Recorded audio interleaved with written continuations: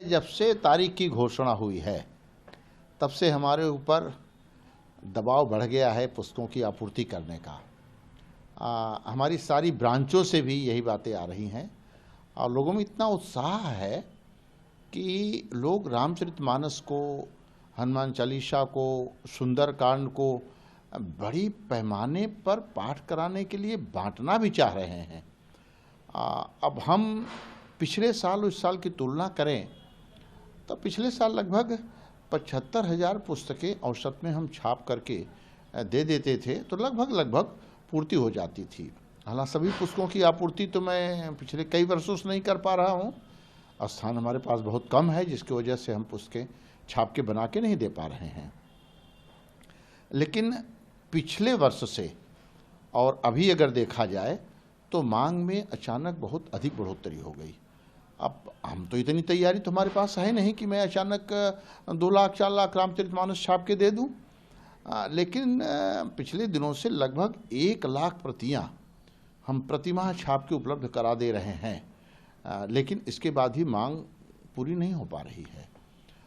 बहुत जगह मुझे विनम्रता के साथ ये अनुरोध करना पड़ता है कि भाई हम दे नहीं पाएंगे, हमारे पास स्टॉक नहीं है।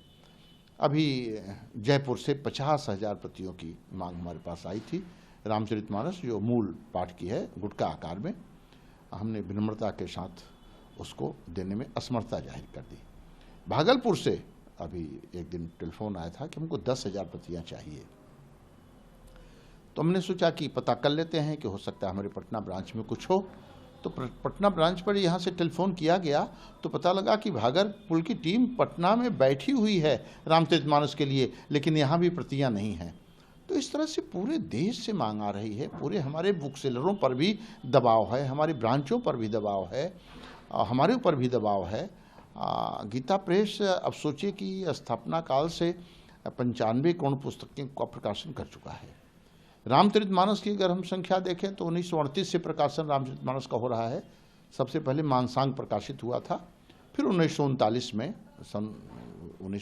में रामचरितमानस का प्रकाशन हुआ। 3 करोड़ 70 लाख से अधिक प्रतियां हम रामचरितमानस की छाप चुके हैं। और अभी तो ये लग रहा है कि आगे आने वाले दिनों में भगवान राम की प्राण प्रतिष्ठा जो 22 जनवरी को हो जा रही है, इसके बाद जब भीड़ चलेगी तो हमारे ऊपर पुस्तकों का दबाव और बढ़ेगा। क्योंकि लोग जब आएंगे तो ये सोचेंगे कि एक रामचरितमानस हम प्रसाद रूप में अपने घर पे लेके जाएं, तो उस समय क्या स्थिति हमारी बनेगी। जो स्थान हमारे पास है, इस स्थान में हम कितनी आपूर्ति कर पाएंगे, क्योंकि केवल एक रामचरितमानस, एक सुंदरकांड या हनुमान चालीसा ही हम नहीं छाप रहे हैं, हम 15 भाषा में छाप रहे हैं, 1800 तरह की पुस्तकें छाप रहे हैं, 2,500 बुक सेलर हमारे साथ जुड़े हैं।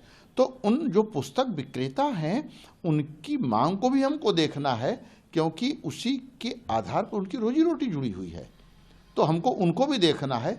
इस कारण से हमारे सामने एक बहुत बड़ी समस्या आ गई है कि हम मांगों के अनुरूप आपूर्ति कैसे करें।